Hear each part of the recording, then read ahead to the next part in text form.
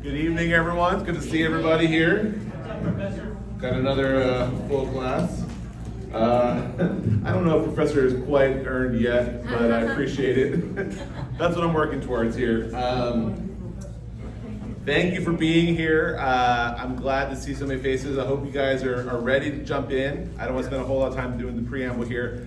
My goal is to make it shorter than last week. I did go longer than I wanted to, but I appreciate you guys staying with me and staying connected, and just the feedback was really good. So I'm hoping tonight will be the same, just a little shorter, so we can go home a little bit earlier tonight. And just to give you an idea, we are going to be moving from a strict kind of chronological view of church history, because this period covers about 1,100 years. So we can't, I can't do justice to 1,100 years in one evening. So what we're going to be looking at are key moments in church history, and not even all the key moments, but the ones that are, I think, relevant for us today in this community that we're a part of, but then also in the world that we inhabit today. So here's a look at the schedule again. Last week we did the pre-Nicene period. Tonight is the medieval church.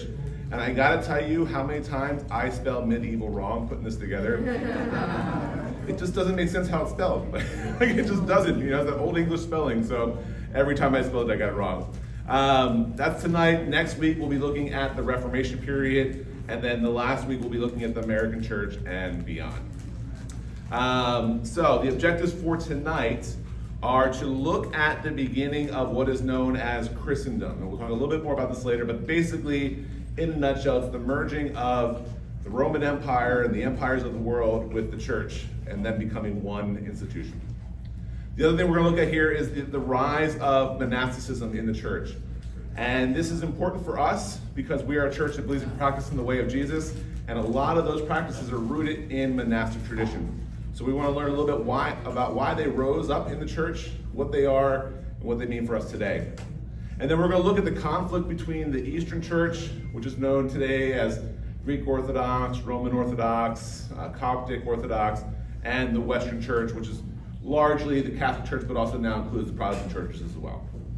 All right, sound good? Yeah. Excellent. So, previously in Christian history, we talked a little bit about the idea that there was never one pure, undiluted church template that we can kind of look back and just map to the present day and solve all of our problems, right? There was always, from the beginning, a diversity of thought, expression, worship, and experience in the Christian church and community. As the church grew, though, it did become necessary to start to create boundaries, right? So boundaries of doctrine, boundaries of the canon, the church offices, the theology, the different structures that were used, because there were enemies that were coming from within the church, bringing false doctrine like Gnosticism, Manichaeism, and all the different kind of wilder beliefs in Christianity that rose up. But then also from the outside, primarily from the Roman Empire, looking at Christianity as kind of this cultic experience that was a threat to the empire itself. And then we kind of closed out with a look at Constantine and his impact in Christianity in terms of legalizing it, himself becoming a Christian, and then what that meant for the church going forward. And we stopped at the Council of Nicaea. Everyone remember this? This is sinking in? Yeah. Awesome. So we'll jump back to Rome here just briefly for a little bit. We talked about Constantine last week, right? He converts to Christianity after having this divine experience, and he goes to issue forward an edict of Milan. And what that does is make Christianity a legal, recognized religion of the empire. Not the only legal recognized religion, but now accepted as one of the religions that's okay to practice in Rome. After that is the Edict of Thessalonica. And this is what allows Christianity to be recognized as the state religion. So all the other religions are still there. All the pagan religions and the emperor worship is all still part of the Roman Empire, but now Christianity has been elevated to the state religion. Okay? And then finally, in 391, Emperor Theodosius outlaws paganism. And so this now means that the only legal religion in the Roman Empire would be Christianity. And so this leads to the destruction of temples, idols. There's a lot of tension in this period of time. Things like the Olympic Games go away because they were originally designed to be acts of worship to the Greek pantheon, the Roman pantheon. And so, we're getting ready for the Olympics today. We don't worship those gods anymore in those games, but back then they did, and they were canceled. So, this is for all intent and purpose, the start of Christendom. At this point, Christianity and the empire become one. It is now legal to be a Christian. It is now the state religion. It's the only state religion approved and sponsored by Rome. And so what this does is bring a lot of benefit to the church immediately. The end of persecution. This allows the church free access to the empire to spread the gospel message, to go far and wide, farther than they've already gone, and creates a space for them to grow and to develop and mature spiritually and collectively as a church. The downside is that this also brings in a lot of the worldliness of Rome into the church as well. The decline in morality, the lessening of standards, the integrity of the church is now beginning to be compromised in very significant ways. It was already kind of happening little by little, but this is kind of the nail in the coffin of that. And so the blending of these two things takes place and really becomes a problem for the church as it goes forward. So Christendom, starts here. It lasts until, about the end of the Middle Ages, when we get into the Renaissance, when we get into the Enlightenment. It starts to kind of fade away slowly, not entirely, but slowly it starts to fade away. Now today, we don't really have Christendom per se. You can make an argument that we maybe kind of have some offshoot of that here in America and other countries like that, where there's a blending of the nation and the religion. We see it more prevalent in Middle Eastern countries, where it's Islamic religion, Iran, Saudi Arabia, Iraq. These countries have much more of a crossover between religion and politics and the government. So, any questions so far? Doing good? Sorry, it feels a little hotter today. That's all I want to say about that. So the imperial church, a religion fit for gentlemen. So as I mentioned, with the blending of the church, the lessening of the morality of the church, the integrity of the church is compromised, because now, since it is the only legal religion, it is popular amongst the elites. Previously, the church had been popular amongst the poor, the outcasts, the slaves, the foreigners, right? Maybe here and there, a few noblemen, kind of caught wind of it and, were worshiping, but in large part, the church was primarily for the poor. This changes. Now it is the in vogue thing, right? To be Christian is to be Roman. And so all the upper classes, all the rich families are now Christian families, Christian households. Now, we don't know, right, how seriously they took that new faith. That was just a new thing that they added on to what they were already doing. But it was the recognized religion, so publicly at least, they were proclaiming Christianity. And I think that there was a lot of interest as well of learning about what this religion was and why it was significant. This is where we begin to see the office of the Pope really start taking shape. So since now Jerusalem, the temple has been destroyed for quite some time, the power dynamic has shifted from Palestine and has been slowly moving towards Rome. This marriage between Rome and the church, through Constantine and through these different edicts, really cements the power dynamic shifting to Rome permanently, at least for the foreseeable future here. The first official Roman Pope won't come for quite some time. That term is the Latin term papa, and it was used frequently amongst a lot of the Latin-speaking churches, but really becomes official around 600 CE. And then, as I mentioned, the Roman aristocracy infiltrates the theology of the church. So the poor, the downtrodden, the weak, those who couldn't help themselves, they were lifted up by Jesus, right? In the Sermon on the Mount, he says, blessed are the poor of spirit, blessed are those who suffer, blessed are the meek. That's not very appealing for a Roman culture who believes that strength, power, wealth, virility are all things to be honored and praised. The Roman worldview was if you were sick, poor, feeble, you were less than, and you were really kind of a detriment to society. There was no charity yet. There was no hospitals yet like we would know them today to really take care of people. There was no social welfare systems like we would understand them today, at least. It was not good to be poor in the Roman Empire. And so that message doesn't really translate to the upper classes of Rome. And so that the teaching in the churches amongst the bishops and amongst the priests who want to continue to earn the favor of these rich, noble, elite people, begins to shift the focus of the gospel more to the kingly authority of God, the power of Christ, and aligning the gospel message more so that it reflects more Roman emperors than it does the poor carpenter from Palestine, right? And so that shift begins to happen in the teaching of the church at this point in time as well. The earliest images that we have in terms of art for Jesus after his resurrection are images of him as a good shepherd. Usually he's got a lamb over his shoulders, he's young, no beard, he's wearing like a simple tunic. This now begins to shift to what we call Christ the Pantocrator, right? Christ the ruler of all. And this is more similar to what you guys are familiar with, the Christ with the halo on his head, he's got the symbol of peace, and he's either holding the Bible or a scepter, where there's an air of authority being given to Christ that, while was always there, is now being elevated to a much higher level as we go forward. Doing good? Any questions so far? All right. We're making good time today, guys. I like this. All right, make sure I didn't miss anything here. I don't want to leave anything out. Okay. All right, so that brings us to, Ambrose. Let's talk about Ambrose a little bit. So Ambrose, if you were in Catholic Church, he was known as St. Ambrose of Milan. He was the Bishop of Milan. Now, what is really fascinating about Ambrose is when he became bishop, he was not a Christian. Let me say that again. When he was a bishop, the shepherd of the Church of Milan, he was not a practicing Christian.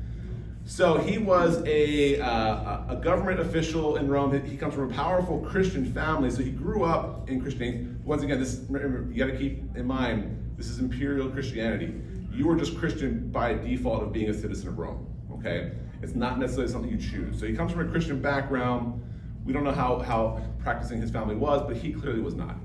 And he becomes a governor and a prefect, and he has some territory that he oversees on behalf of Rome. And there's a conflict in Milan. The bishop that was there previously had passed away, and there were two factions, right? One who supported, basically those who had fell away from the church, they were called the Lapsi. Those who believed that they could come back and be in fellowship with the church, and those who didn't think that was possible. And so there was a division between those factions, and they couldn't agree upon who the bishop was going to be. So Ambrose is called in to mediate on behalf of these two groups to try to find a solution for them. He's unable to do so. These two groups are violently opposed to either one taking control, and as the legend goes, there's a boy in the crowd who shouts out with a clear, crystal voice, "Ambrose as Bishop of Milan." This probably didn't happen, right? This is one of those fanciful stories that we like to put in there. It makes a really good scene in a movie, perhaps, right? And so humbly he accepts the responsibility of being bishop and then figures out the Christianity stuff later. Now, this is important, right? Because this now shifts the role of bishop, which was meant to be how we would understand an elder today, an overseer of a flock. The bishops, initially would have been a flock about this size. It grew to maybe, the San Fernando Valley, Los Angeles, right? Like, it grew in size and scope, but it was always meant to be as an overseer of the church, a Christian believer, practicing Christian believer, who was overseeing other Christians in their walk to God. With Ambrose becoming bishop, it now becomes a political position of power. What people are understanding is, if you want power in this new Roman Empire, one of the fastest ways to do that is to become powerful in the church. And so this role of bishop, of priest, of cardinals later on, archbishop, all the different roles that get developed later on, becomes a political bargaining chip, right? Oh yeah, I'll be bishop, but what I'm really looking for is power and wealth and dominance over this area here. Sure, I'll go ahead and conduct the mass on Sunday and do some stuff, but really what I'm going after is this, okay? This is a really devastating and significant shift in church history. And so at this point, it's almost impossible to say where Rome begins and Christianity ends, right? They're one and the same for the most part. So the imperial church, the fall of Rome. We talked last week about the fall of Jerusalem, how significant of an impact that was to the church at the time. The origin point of Christianity, the home of Jesus and all the Jewish believers, was destroyed. They were cast out of the city. They could no longer go there and worship at the temple. There was no temple to go to. This event was like that, but for the entire Roman Empire. Rome was that city on a hill, that shining beacon of justice, of learning, of culture, of military craft, of whatever realm of life, Rome was at the pinnacle. And over a course of time, that, the luster kind of faded away, but it was still Rome. And as long as Rome stood, the empire stood. Well, little by little, that begins to change. So Constantine, I mentioned last week, he decides to move the capital from Rome, the imperial capital, from Rome to Byzantium, which he renames, humbly so, Constantinople, right? We know it today as modern day Istanbul, right? There's a good, it might be Giant Song, Istanbul was once Constantinople. No one? You remember that song? A few people remember that song. All right, thank you. Go look it up on YouTube later today. It's a pretty good song. He moves the empire to the east, or the capital to the east now. So there is a seismic shift already in place, but Rome is still Rome. Rome is still an important center of trade and culture and central to the Mediterranean. From Rome you can go to anywhere in the empire. Around 395, the split between the Eastern Roman Empire and the Western Roman Empire becomes official. So the Emperor Theodosius dies. He's the one who legalizes Christianity and then makes it the state religion. He passes on and gives the empire to his two kids. Now, the main purpose for this was because Rome had become so big that it was starting to buckle under the administration of the empire. They couldn't supply the troops with what they needed. They couldn't, find the funding for the building projects they wanted to do. It was too big. And so the hope was if we divide it into two, we can go ahead and maybe kind of manage it a little bit better here and glorify Rome once again. That doesn't really work. The wealth of Rome primarily lived in the Eastern Empire. For years and years, that was known as the Persian Empire. It was the home of the Greek Empire. That was the center of trade and wealth. Everything from China went all the way through to the Mediterranean, went through there. And so much of the wealth lived in the East. In the West, you had a lot of agriculture, you had a lot of rural space.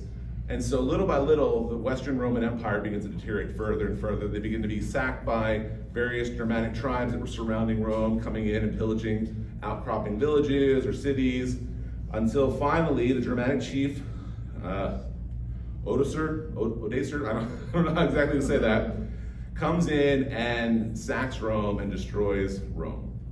And this is what historians will look at as the fall of Rome, the official one. It had been going on, it was a period of time, but this was kind of the nail in the coffin for Rome and having the significance that it had. I don't know what to equate that with in our modern day. I don't know that we have an equivalent for that. The closest thing I could think of in terms of what it must have felt like for many of us would be like 9/11. Like that feeling of the security, the trust, the belief that you have in an institution just being destroyed overnight.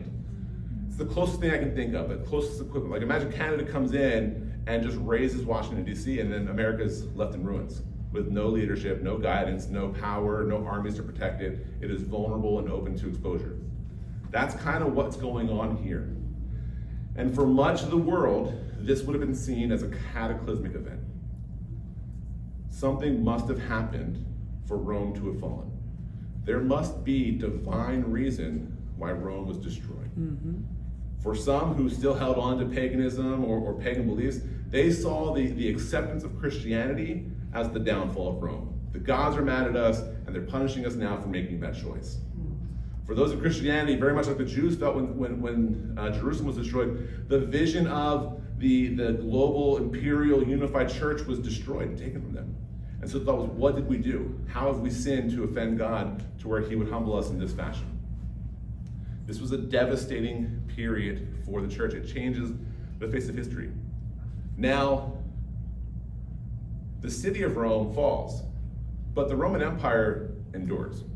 As I mentioned, the Eastern Roman Empire, otherwise known as like the Byzantine Empire, perhaps the Ottoman Empire, depending on which history book you're going to look at or which period of time you grew up in, endured into the late 15th century. So those citizens who lived in those territories would have identified as Roman. You wouldn't have gone, oh, you were Ottoman or you were Byzantine. They would have said that they were Roman. They practiced Roman traditions and building structures and art styles for many, many years, long after the city of Rome itself fell. So Rome really did endure into almost the modern era, which is a pretty impressive feat. But the Western Empire was in a lot of trouble. Let's see here, make sure I got everything. Yes, so the church was devastated. They didn't know what to do. They felt like they'd ascended to the seat of power and authority. They'd achieved the kind of the global vision that God had given them of going to all the nations and kind of spreading the gospel. And now that was all taken away from them, and they were kind of left in ruin. And this is where an important figure in church history comes in, and his name is Augustine of Hippo. Now, many of us have probably heard of Augustine. St. Augustine, if you're Catholic or Orthodox. St. Augustine, Florida, named after him. He is, and this is not, bombast, he is the shaper of Western Christianity. What he does changes the course of the Western church forever. And a lot of the impact that we feel today can be traced back to a lot of his thinking and writing and theology. So, Augustine of Hippo was from North Africa. And I want this to be recognized. The picture here is not great because it's very European. Unfortunately, it's kind of all we have generally. He was an African Christian. And I think this is important because in our culture, in our time, a lot of that has been looked over, forgotten, lost, and whitewashed. And it's important to understand and always remember, I talked about this last week, Jesus was Jewish. He was from the Palestine region, right? He was not European, he was not white, blonde hair, blue eyes, we all know that. But a lot of these church fathers that we look to in the past, I think a lot of us would default to a European presenting person. So I just want to illustrate, now I don't know what that means, he was still a Roman citizen, so there would have been some overlap, but it is significant to know that he is an African theologian and Christian. So just want to acknowledge that and recognize that. So he studied rhetoric in Carthage, then he eventually makes his way to Rome and ultimately in Milan. And his background is very interesting. It's similar to Ambrose. He grew up in a Christian household, but himself was not convinced by the faith. And so he kind of spent his time kind of learning and wondering and dabbled in Neoplatonism and ultimately gets associated with the Manichaeans. Is that what we had there? Manichaeans, yeah, sorry. Can't find it. He gets associated with the Manichaeans, a Gnostic faction of Christianity, believed very much in the cosmic battle of good and evil, kind of this co-equal kind of experience happening way above in the kind of the ethereal realm of the spirit. He does not find satisfaction in their teaching. He finds it very devoid of any intelligence and is very disappointed and kind of goes on this like ancient world bender. Right? Like he is a man who lived very lavishly, who loved very passionately, who indulged in the world's pleasures with great vigor. And he stumbles his way into Milan. He takes up a residency there, and that's where he comes across Ambrose. And Ambrose at this point had become quite a theologian in the Catholic Church, and so he was moved beyond the initial start where he wasn't a Christian. And he instructs Augustine and begins to develop him to the point where Augustine now finds that he can find logical, sound reason for believing in the gospel message and the divinity of Christ, and gives himself over to the faith. He gets baptized and becomes a monk in the Catholic Church. He is heavily inspired by the teachings of Paul. And this is really important. He only sees Jesus through the lens of Paul. And the problem with this is Paul was not the originator of the gospel. Paul was an interpreter of the gospel. He was an apostle of the gospel. And so when you look through Paul to get to Jesus, your view will be distorted. It's like when you wear your glasses and you wear them the wrong way, right? You can see, but it's not quite right. What he should have been doing, what we should all do, is look at Paul through the lens of Jesus. Right? What was Paul trying to say about Jesus based on what Jesus said about himself? Mm-hmm. And this is problematic because he becomes such a profound thinker in the church that what happens is future theologians now look at Augustine through Paul, through Jesus, right? Jesus through Paul, through Augustine, through Aquinas, through Martin Luther, and we're looking through more and more distortion as we go back in history, and that's why we get to the point where we're at today, where most people really don't know about Jesus, don't know who he is, what he said. It's this distorted vision that's carried through the teachings of men like Augustine, Aquinas, and many others that have come through there following in this tradition. His two most profound works are one called the Confessions, and it is literally just a book of his confessions. It's a conversation that he is having with God where he is confessing his sin, and he writes in wonderful detail some of the sins that he was engaged in and practiced in, and it's him searching for an answer to, why is there evil in this world? Why is there evil inside me if God is good? It is a really powerful book. It's actually a pretty approachable read. I think it's maybe 150 pages. It's not very big. Anyone can jump in there and get it. The City of God, however, is about this size and much more theologically dense. And what it is Augustine was around when Rome fell. And as one of the premier teachers and theologians, he was being called to answer the claims that were being made against the church. And so the City of God is a collection of writings that he did over 13 years that are compiled into one book where he combats one by one the different arguments and wrong beliefs and ideas that are brought forth against the church from outside and from within. It is a wonderful book. The things that he talks about in there really can amaze you and surprise you, and there are other things you're just like, wow, how did he even make that jump? It's very fascinating. And what's powerful about Augustine is whether he was the originator of the idea or just the one who was able to kind of give it the authority it needed, you can trace back things like predestination, original sin, the veneration of Mary, the importance of the sacraments, transubstantiation, the idea that the bread and blood is actually the body and blood of Christ, not just the symbol. Infant baptism, just war theory, right? The idea that there are some wars that God ordains for us to fight. Free will, extreme sexual purity. So the priesthood that we have today that doesn't marry, right? That comes from this. Coercion by the state, right? Think about the Inquisition. This is the authority of the state to coerce people to support and believe in Christianity through violent means if necessary. And a whole lot more. He is, like I say, he might not be the originator of some of these ideas, but he is their greatest advocate. And many of the people who develop these ideas later on will point back to Augustine as the reason why they came to the conclusion they came to. So this is what's really interesting about Augustine for me. I had a class with one of my professors, and he was teaching this thing kind of like I'm doing right now. And he was like, I see Augustine as a brother in Christ. I look forward to getting to heaven and having a conversation with him. And I was just like, it just felt wrong to me. I was like, I don't know that I see that. And I pushed back, and we didn't get in an argument, but there was a lively discussion that was happening between us. And we disagreed to this point. I followed up with him about it since.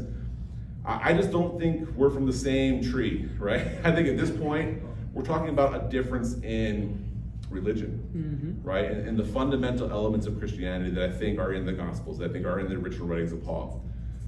But it is challenging because, as I mentioned, in the City of God, for instance, he writes, one of the claims was the women who were sexually assaulted in the siege of Rome.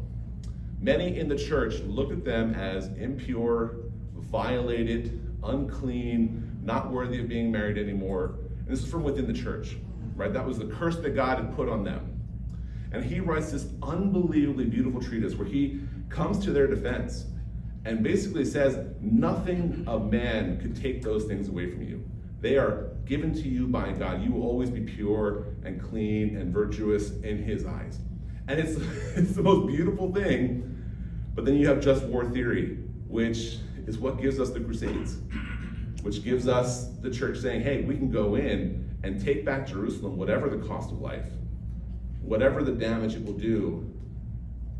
And so it's hard for me to reconcile those two things. And I think as we kind of go forward in church history, you'll find a lot of figures like that. Some who will say wonderfully beautiful, profound wisdom, and at the same time develop things that have caused real harm to many people throughout history. And we have to wrestle with what that means for us. Can we bone spit, right? Can we take the things that are good and get rid of the things that are no good? Can we reconcile that? I don't know. You have to wrestle with that. I'll give a modern day example that I've seen in the culture today that's more relevant. Chris Brown. I don't know when the year was. 2009. All right. Here, come on. All right, 2009. He physically abuses Rihanna, right? To the point where, I mean, like it's clear, there's no question about it. Like he abused her to the point where she was, bloodied and bruised and everything. Terrible, tragic event. But there are many today who have no problem going to a Chris Brown concert, listening to his music, following whatever he's doing in the culture today. So we do this, right? We somehow compartmentalize these things in ways that make sense to us because we want to maybe enjoy something that we want to enjoy and not look at the things that really will call attention to our own hearts and our own inclinations. Augustine, I think, is one of those figures. There's some beautiful things that he does and writes and says, and there's some things that I have to wrestle with and go, I don't know that I want to be associated with that when I think about my Christianity and my faith. And so I bring that up only to kind of illustrate that point. But he is, without question, he changes the trajectory of Christian understanding going forward. And this leads us to a point in church history that I want to really focus in on here, which is monasticism. And this is important for us because as a church that believes in being like Jesus, becoming like Jesus, and doing what Jesus did, we believe that one of the best ways we can do that is by practicing the way, by living out the spiritual disciplines, many of which, while found in the Bible through the life of Jesus, are exhibited most evidently through the monastic tradition of the church. Okay? So the beginning of monasticism, sorry the slides got kind of smudged together there, begins in the East. It really starts there. And as the church was growing and expanding, it wasn't quite legal yet, but it was starting to lose its cutting edge, right? The slipping of morality, the allowing of some of the doctrine to kind of be a little more flexible, began to seep into the church.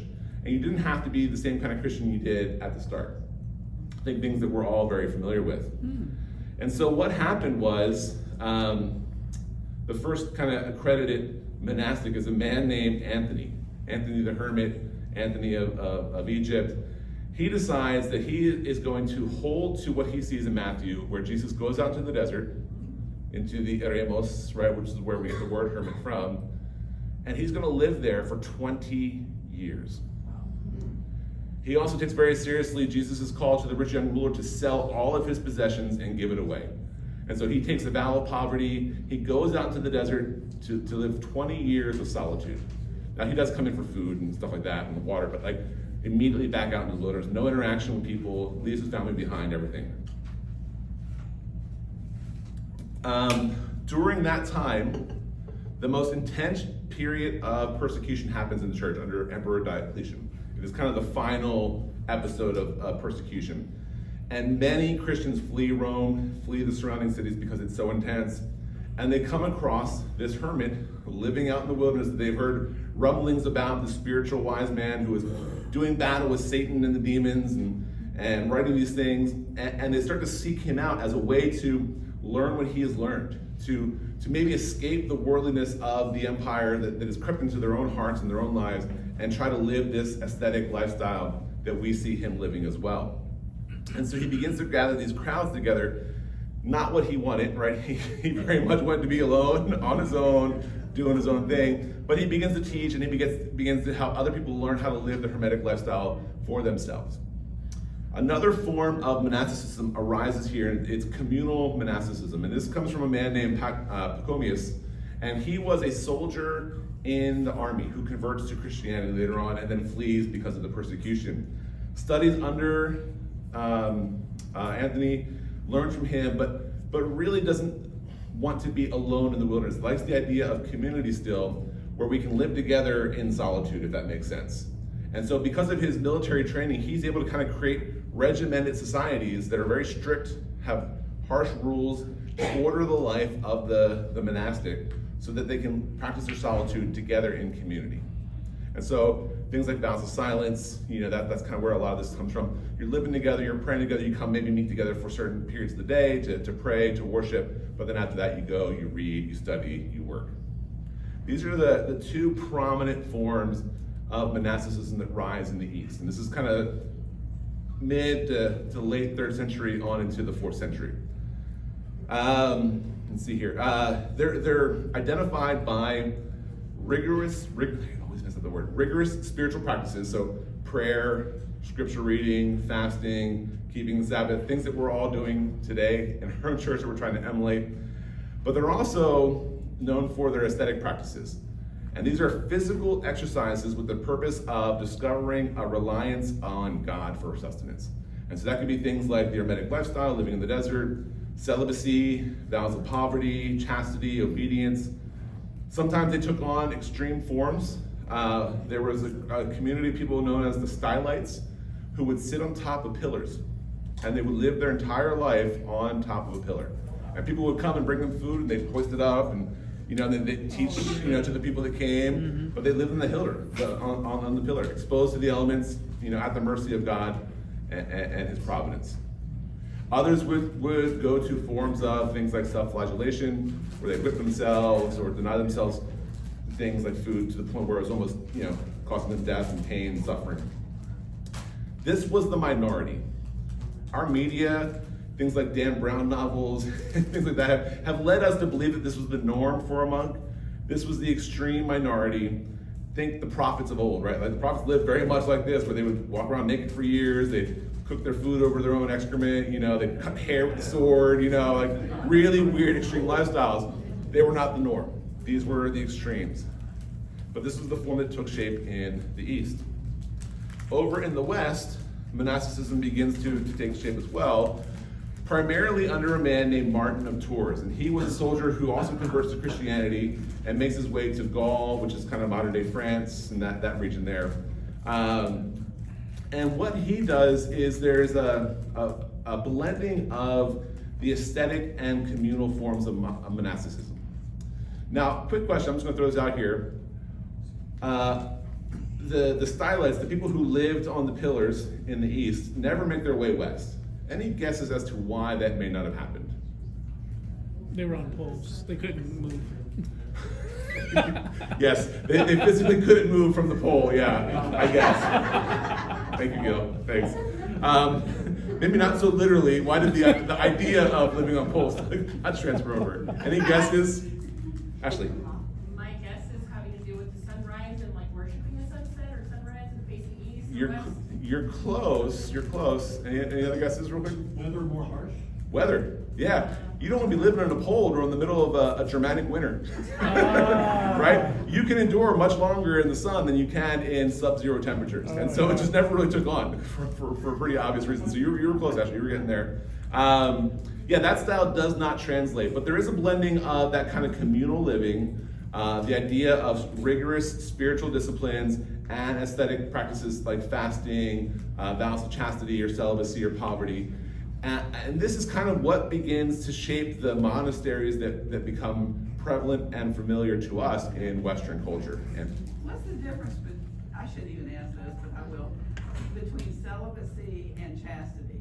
I thought they were one and the same. That's a great question. I don't know. I'll look it up. Maybe someone can Google it right now. Yeah, I don't know. It might be it might be kind of the difference between like joy and happiness, maybe. I don't know. I'd have to dig in that deeper, perhaps. It's a good question, though. I'll find out. So the monasteries begin to take shape, and a man comes into the scene named Benedict of Nursia, or Saint Benedict. And he is kind of the guy who didn't create the rule of life, but really formalizes it in a way that endures to what we have today. So when we talk about a rule of life, we're talking about Benedict of Nursia. He really creates the structure of organized times of prayer, of scripture reading, of vocations, so working in the community to farm, care for the dead or the sick, to teach, things of that nature. He really formalizes this in a way that the church embraces and begins to say, hey, this is how we are going to do monasticism. So for me, what's interesting about that and what I think is important is both forms, Eastern and Western monasticism, are a response to something that is happening in the world of the church in that moment. And as I said before in the last week class, there was never a template for the church.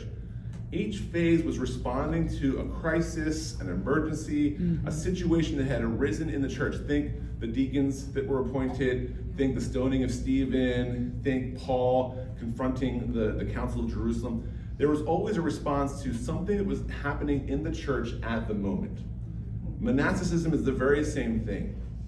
And what I will give credit to the Catholic Church for is sometimes, not always, but sometimes they were able to take these kind of wild ideas that were not what was normal, what was not orthodox, and find a way for those things to live within the umbrella of the Catholic Church.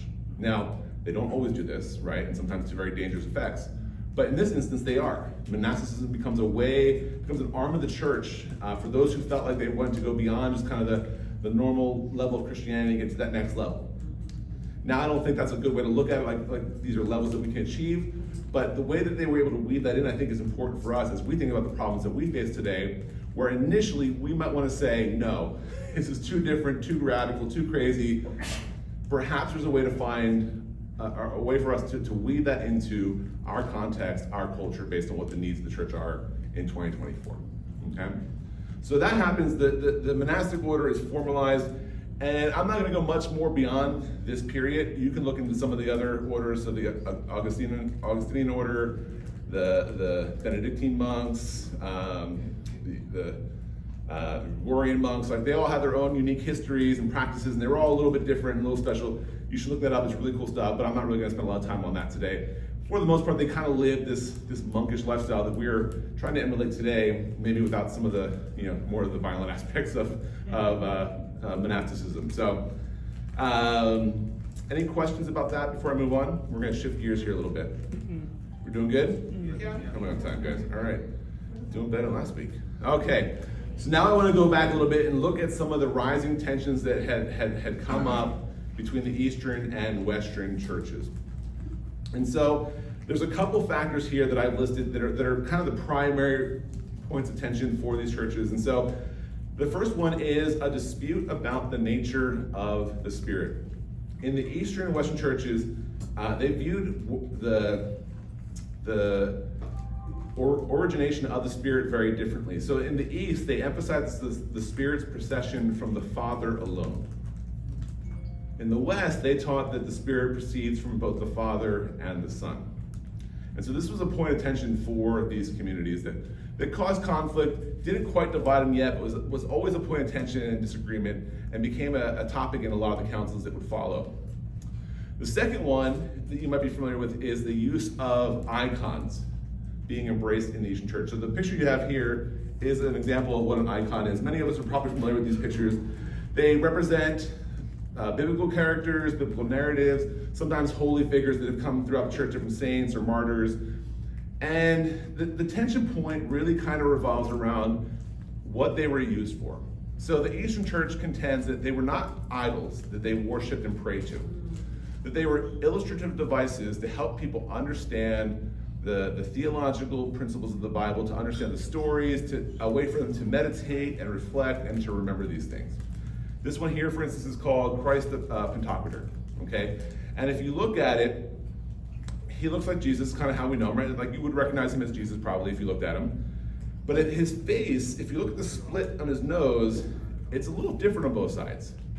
One side seems a little more symmetrical, a little more even, a little more maybe beautiful perhaps, or more like, natural. The other side's kind of, the eyes drooping a little bit, got some wrinkles on that side here. What this does is for the illiterate, poor, common believer, when they come to their church to worship, they can look at this and see the dual nature of Christ, both divine and human. And they can see that he is one and the same. Now what's cool is with technology, what they've done is they've taken both these images and isolated them and then expand them, and you look at it and it is a symmetrical version of a perfect Christ and a human Christ. If you take the two images separately and transpose it into a full figure. He's got the Bible, which gives him the authority of the law of Scripture. He's making the sign of peace, also very commonly associated with the Roman emperors, giving him earthly authority as well. The halo around his head, we're very familiar with that, kind of a crown of glory, right? All of this was meant for the worshiper to come to and to meditate on the divine, magnificent human nature of Christ, and to pray and to worship and to just meditate on that. This was a very tenuous situation because those who thought this was idolatry could not allow these things to be. And we have a period of time between 726 and 842 known as the Iconoclasm, where the Western Church, the Bishop of Rome, authorizes the destruction of all icons in Christianity. And so there is a violent campaign to remove these images from all the churches, West and East. So the West was using it in some places too, but not as prevalent as the East. This was incredibly divisive. Christians were killing other Christians for this practice. So this was a huge conflict between these two regions. Later on, a pope says, hey, these are okay, they can have them. And if you go to a Roman Catholic Church today, they're using icons as well. So, it's funny how things kind of always come around. Another challenge was the idea of papal authority. The Western Church believed that the papal authority rested in Rome and only in Rome. The Eastern Church felt that it needed to be much more of a conciliar approach to leadership. So yeah, there was maybe someone who sat on top, but it was much more a community of the bishops together working to navigate the needs of the church. Another challenge was the Filioque controversy, which is very much about the initial understanding of the Spirit. So in a later council in the Nicene Creed, they changed the wording in Latin to say that the Spirit came from the Father and the Son, and the Eastern Church they wanted nothing to do with that. And so that was kind of the final nail in the coffin for these two movements. The Eastern Church establishes their own version of a pope, who I think they call the patriarch today, and both sides excommunicate the other pope. And so they both say, nope, you can't be in anymore, and this is known as the Great Schism of 1054. Last week, I had mentioned that many historians will date the Council of Nicaea kind of as the start of Catholicism. I personally would use this date, because I think Catholicism changed dramatically. We lose all of the Eastern influence at this point in Western Christianity, and the Catholic Church that we know today really begins here after they lose this. So this is some other historians do this too. I choose this date personally for the modern Catholic Church, but we're nitpicking here at this point. So this is a huge problem for the church. Throughout its history, from the beginning till the end, till present day, we have seen moments of time where, because of a rigid understanding of what Orthodox dogma should be, division in the church happens. Because we can't agree on whether icons are tools of worship or they're actual idolatrous devices. And what I've observed throughout history, and what I think is most true, is most of this division comes from an unwillingness to be flexible, to understand, to seek common ground. We're not talking about issues of biblical principle here, of Jesus being divine, the Trinity, the resurrection. These things are indisputable. We talked about this last week. You cannot argue those things, otherwise Christianity is meaningless. But the different expressions of worship, the different practices of worship, the different views on topics like perhaps women's roles in the church, political standings or leanings, these things should not be things that divide the fellowship. And sadly, more often in history, they do. And in most Christian history, sometimes violently so. And I think this is the greatest lesson that we can pull from this division here. The church changes dramatically for everything. Like to this day, there is no reunification. They're not killing each other anymore, but they absolutely are different churches that will not come together in fellowship, right? They still believe what they believe, and there's probably no coming back, right? Honestly, it would be a literal act of God for these two to come together again. And that's devastating, because there is so much rich tradition in the Eastern Church. I had a conversation with Ron Pitt one time, and I'd been on staff for a little bit, so we were talking. I was talking about going to school. I didn't go back to school yet, but I was talking to him, and he's like, what do you want to study, this, that, and the other. And I said, Ron, something really interesting is, I've been a disciple at this point for 20 plus years, and I've been studying history for quite some time. And I said, if I knew what I knew now when I got baptized, and I had all the options of Christianity laid out before me, I probably would have chosen Eastern Orthodoxy.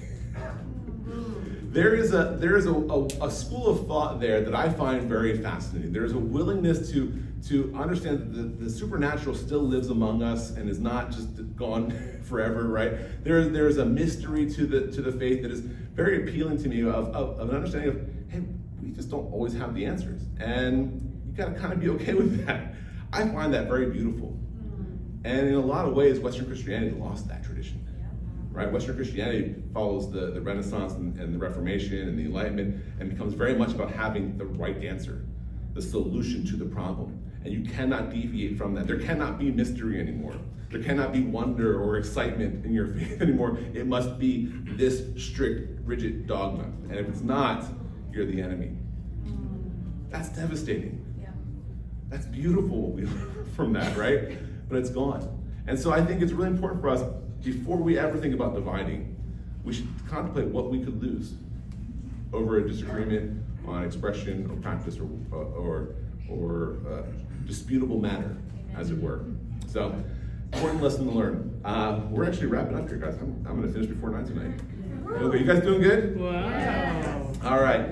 So this is stuff that got left on the cutting room floor. These are, as I mentioned, this is a fascinating period of Christian history. A lot of really kind of crazy stuff too happens during this period that we're just not going to spend time on. Someone asked me if we're going to talk about like the witch burnings.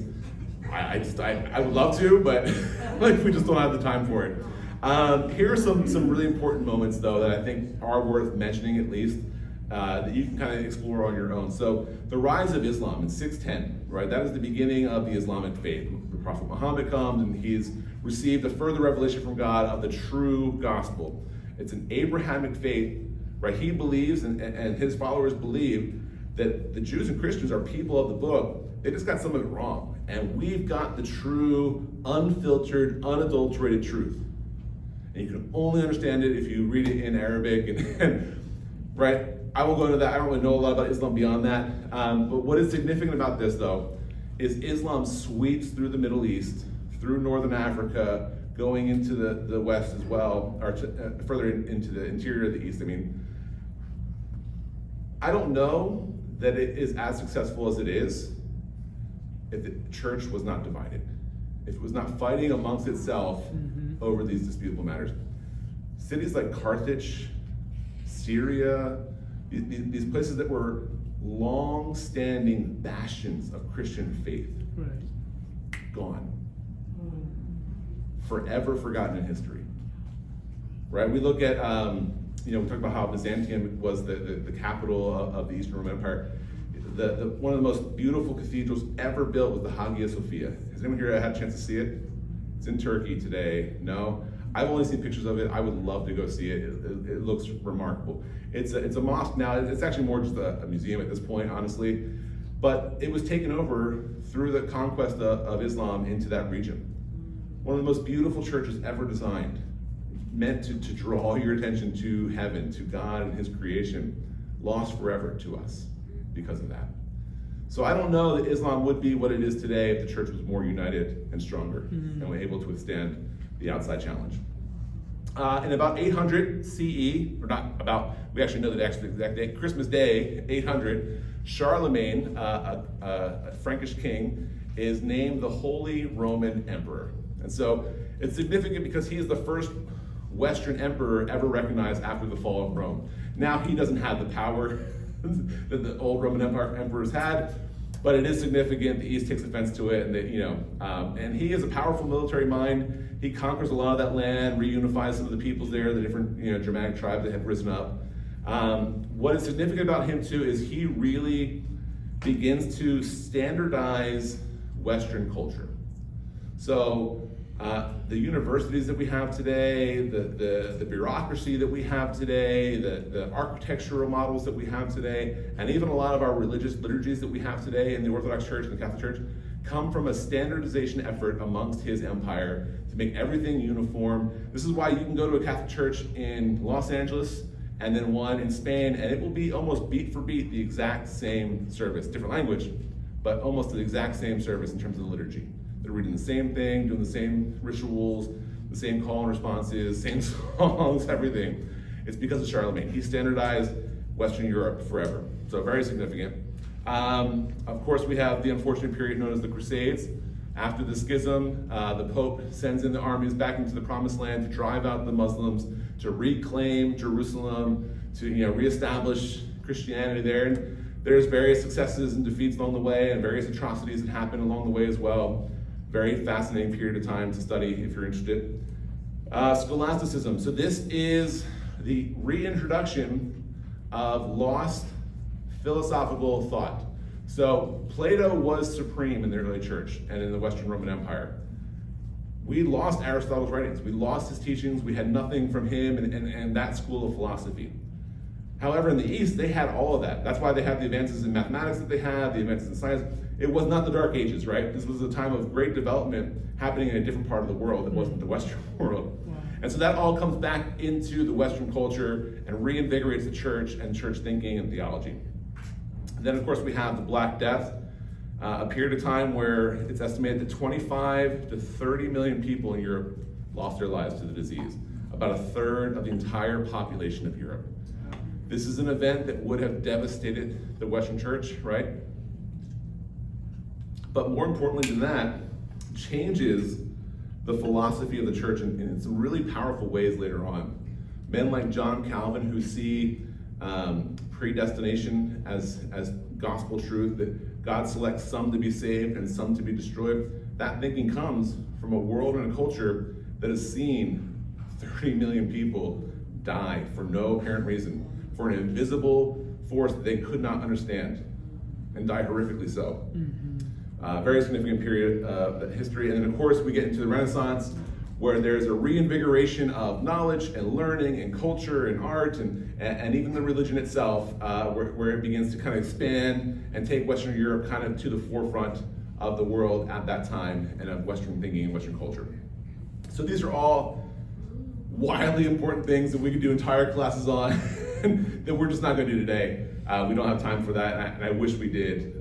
Gil was asking me how hard it was to figure out what to talk about. It was profoundly difficult.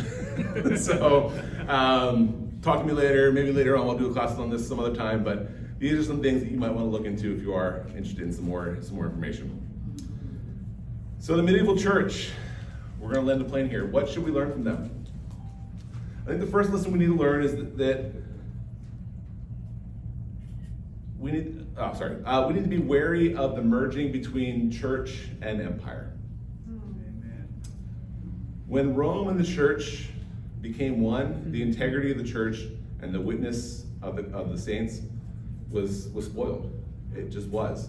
It became much more about power, control, comfort, supporting, ideologies that had nothing to do with biblical gospel.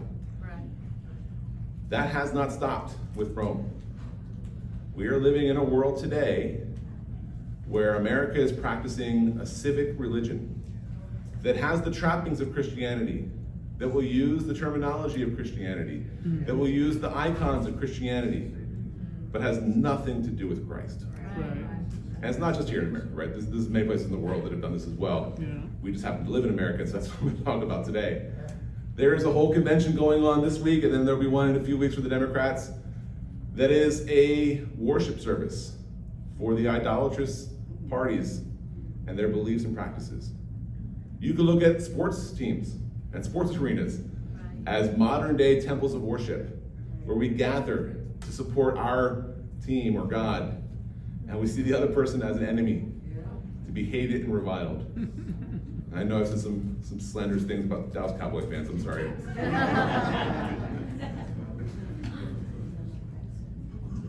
This blending of the two will always destroy the church. The church's role is not to assume the authority of the government. It's just not. We are meant to be in this world, but not of this world. We are waiting for the heavenly city, God's kingdom, to come in its fullness here. And where we live, and where we worship, and where we gather, we are meant to live in that fashion as if it is here today. But that does not mean submitting ourselves to the authorities and powers of this world. It will only lead to division and the weakening of our testimony. Right. The other lesson here is what arises from the monastic tradition. So I full-heartedly believe that these practices are not the way to salvation, but they are the way that you stay faithful. You know, my wife and I have experienced an incredible loss in our family recently. And were it not for things like fasting, things like scheduled prayer, things like scripture reading and meditating and solitude and Sabbath and all these practices, I would not endure.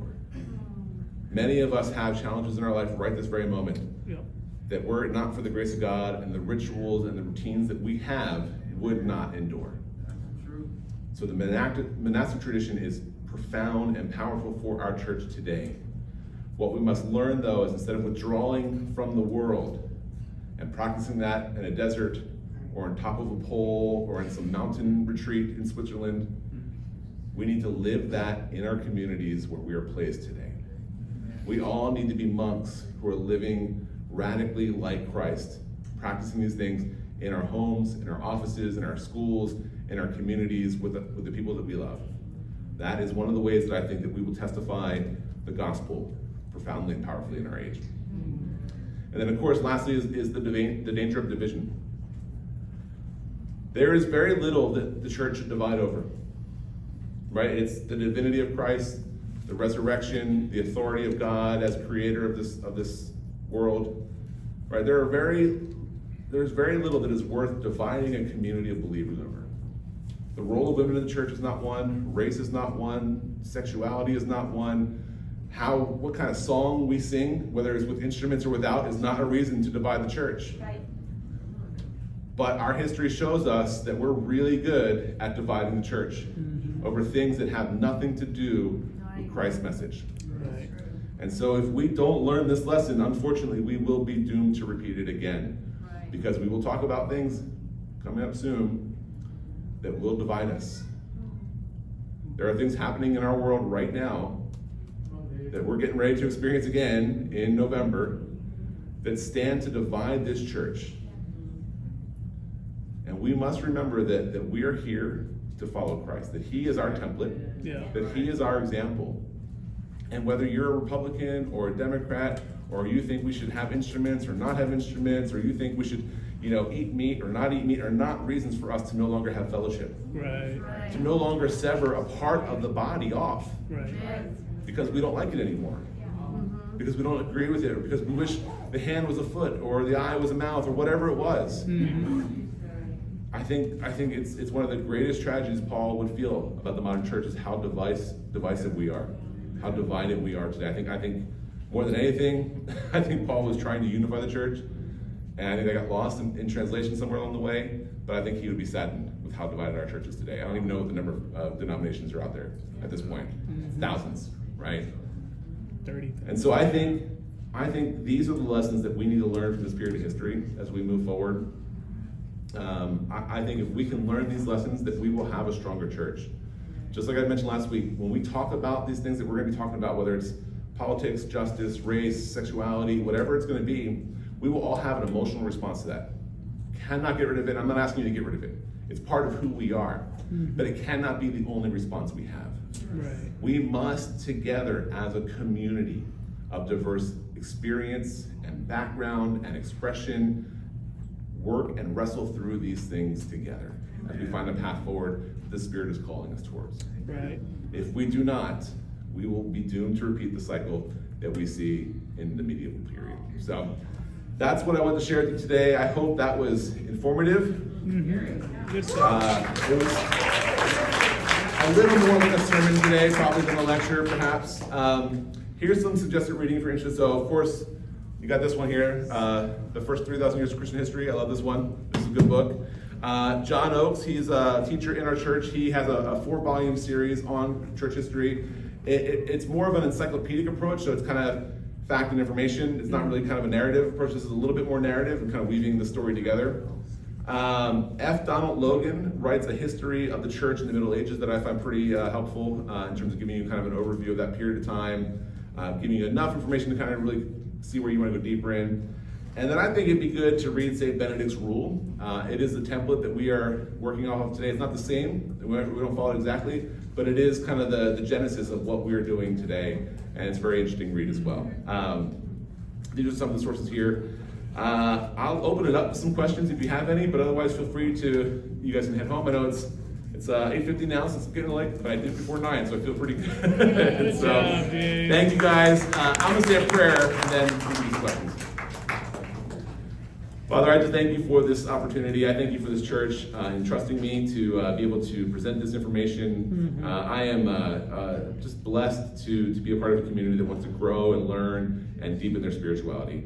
God, I pray that we will learn the lessons from the church history that we need to learn. And as we go forward, God, I pray that we will be a people who are led by the Spirit, who think rationally, who think with our whole selves, God, our rational selves, our emotional selves, our spiritual selves, and don't rush to divide, or don't rush to compromise, or don't rush to abandon, but seek to understand and unify and restore. God, we know that your glory is supreme, and we know that you have plans for this world that we don't understand, and we just hope to be a part of. It's in his name that we pray. Amen. Amen.